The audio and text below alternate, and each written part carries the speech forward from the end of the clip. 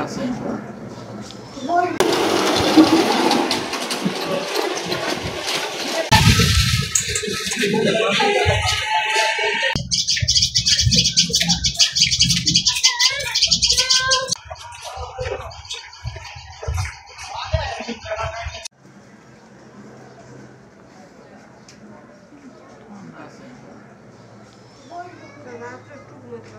প্রশংসা করেন কারণ কি? আমি কোনো মানুষ যাই না। কেন?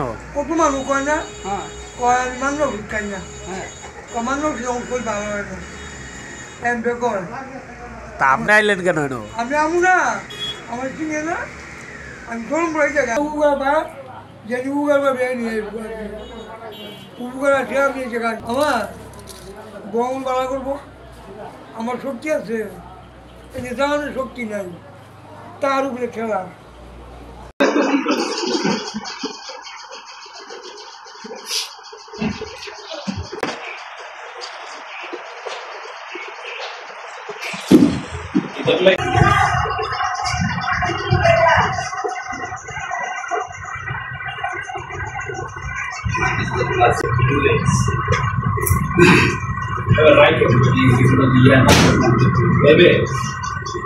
আসসালামু আলাইকুম, আমি মোহাম্মদ শহীদুল ইসলাম, উপসহকারী কমিউনিটি মেডিকেল অফিসার, হোসেনদি উপস্বাস্থ্য কেন্দ্র। এখানে এই উপস্বাস্থ্য কেন্দ্রে 2024-25 অর্থ বছরে গ্রামীণ অবকাঠামো নির্মাণের জন্য একটি বরাদ্দ মাননীয় চেয়ারম্যান মহোদয়ের মাধ্যমে এখানে দেওয়া হয়। সেটা দিয়ে আমি এখানে সভাপতি হিসাবে কাজ করি।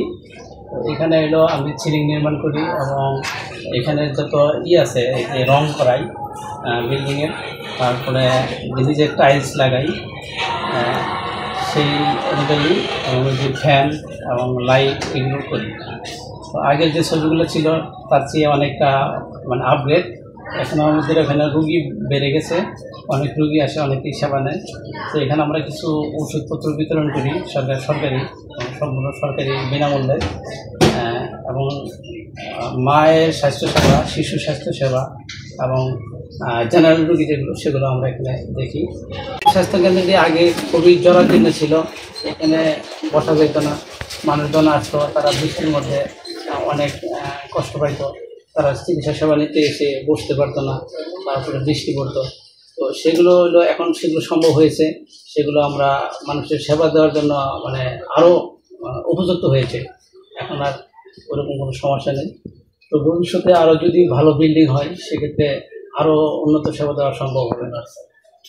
এখানে এই উপস্বাস্থ্য কেন্দ্রের জায়গার পরিমাণ হচ্ছে 4.44%।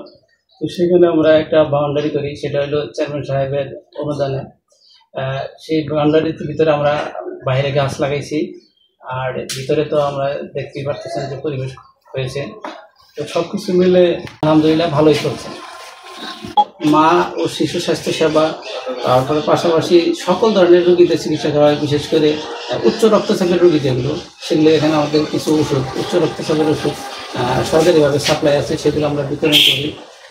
বিশেষ করে যে অ্যামলোডিপিন যথেষ্ট পরিমাণ আছে, এবং কিশোরী স্বাস্থ্যসেবার জন্য সেখানে যে আয়রনের ঘাটতি থাকে সেগুলো আমরা এনএইচ রোগীদেরকে আমরা সরকারিভাবে বিতরণ করতে পারি। তারপরে যে এখানে এলো প্রতি মাসে 3য় বুধবার এখানে ইপিআই টিকা দেওয়া হয়, সেখানে আমাদের স্বাস্থ্যকর্মী যারা হেলথ অ্যাসিস্ট্যান্ট আছে তারা এসে দেয়। তারপর ভবিষ্যতে আমাদের আরও প্ল্যানিং আছে, সেখানে আমরা হয়তো যে এই এলাকার মানুষজন করতে ভায়া টেস্ট, যেটা হলো যে 45-50 মায়েদেরকে ভায়া টেস্ট করানো হয়, সেটাও আমরা ক্যাম্প করার জন্য সব কিছু রেডি করতেছি, আশা করি খুব শীঘ্রই করতে পারবো।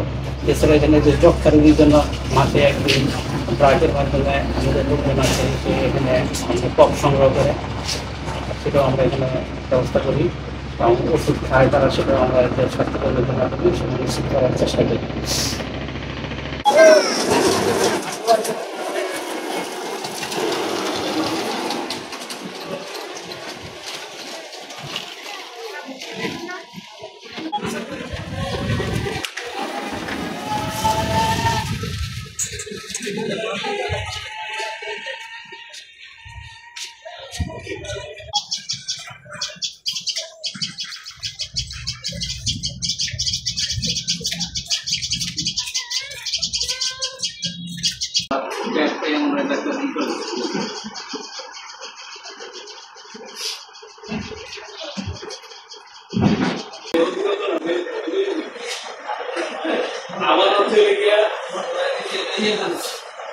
ঠিক করে হ্যাঁ ঠিক করে লেনে জানা তারপর দুধে একটা দিয়েছি